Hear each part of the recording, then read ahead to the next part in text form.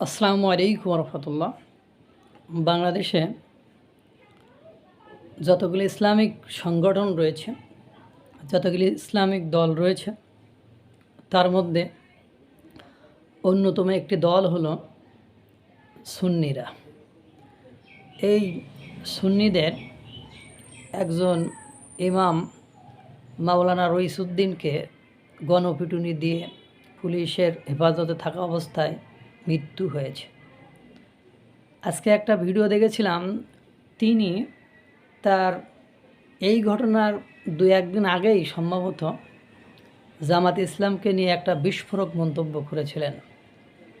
জামাতে ইসলামের চরিত্র কি, আকিদা কি, তারা কি করে, এইসব নিয়ে তিনি একটা বক্তব্য দিয়েছিলেন যে এনারা প্রয়োজনে মূর্তি ভাঙে, এরা আবার প্রয়োজনে যে মূর্তি পাহারা দেয়, এরা মিলাদ মানে না, কিয়াম মানে না, এইসব কথাবার্তা। অর্থাৎ যে বক্তব্যটি পুরোপুরি জামাতের বিরুদ্ধে চলে গিয়েছিল।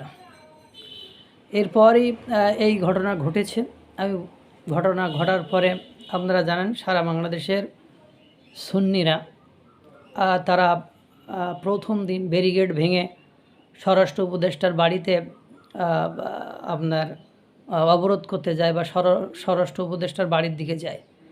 সেটি পরবর্তীতে মার্চ টু গাজীপুর একটা কর্মসূচি দেয় এবং সারা বাংলাদেশের অবরোধের ডাক দেয়। সেই অবরোধের দিন ওনারা ঢাকা, চট্টগ্রাম, কুমিল্লা, নোয়াখালী, ব্রাহ্মণবাড়িয়া অত্র অঞ্চলের রাস্তাঘাটগুলো সব ব্লকেজ করে দিয়েছিল, অর্থাৎ সব বন্ধ করে দিয়েছিল। এই ঘটনায় মুরাদনগরে পুলিশের সাথে সুন্নিদের একটা সংঘর্ষ বাধে। সেই সংঘর্ষে আপনার জামাত শিবিররা এদেরকে অ্যাটাক করে। পরবর্তীতে দেখা গিয়েছে জামাতের চট্টগ্রামের এক কেন্দ্রীয় নেতা, মজলিসে সুরার এক নেতা, আলহাজ মানে ব্যক্তি, উনি প্রকাশ্যে জামাত ইসলামের ওই সুন্নিদের যে মাদ্রাসা আছে, সেই মাদ্রাসায় নাকি র্যাবে অভিযান বা সেনাবাহিনী অভিযান চালিয়ে প্রত্যেক রুম থেকে অস্ত্রশস্ত্র পেয়েছে, এই অভিযোগ করেছে।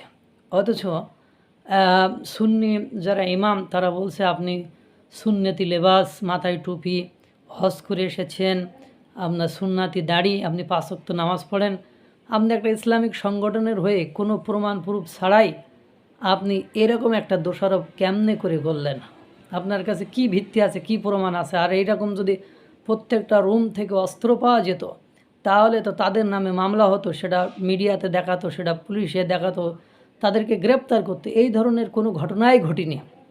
আমরা কোনো সংঘর্ষের রূপ নেইনি, বরং আপনারাই, আপনাদের ছেলেমেয়েরাই আমাদের ছাত্রছাত্রীদেরকে আক্রমণ করে তাদের আহত করেছে।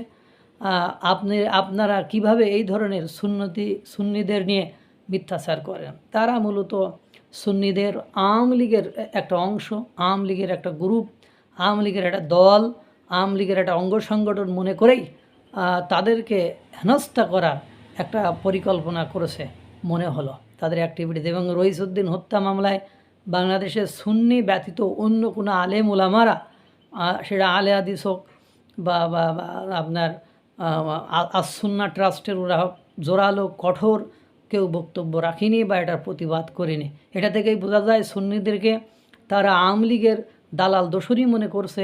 এজন্য তারা একটা সঠিক এবং বৈধ দাবি করার সত্ত্বেও এই দাবির পক্ষে অন্য কোনো ইসলামিক সংগঠন দাঁড়ায়নি। এটাই হলো ইতিহাস। এই যে মানে বাংলাদেশের সুন্নিদের বড় একটা অংশ আছে, এরা যদি আওয়ামী লীগের হয় তাহলে তো ইসলামিক সংগঠনের একটা বড় অংশ আওয়ামী লীগের পক্ষে। এই দলকে আপনারা কিভাবে নিষিদ্ধ করার স্বপ্ন দেখেন? আল্লাহ তাআলা সকলকে ভালো রাখুক, সুস্থ রাখুক। আসসালামু আলাইকুম রহমতুল্লাহ।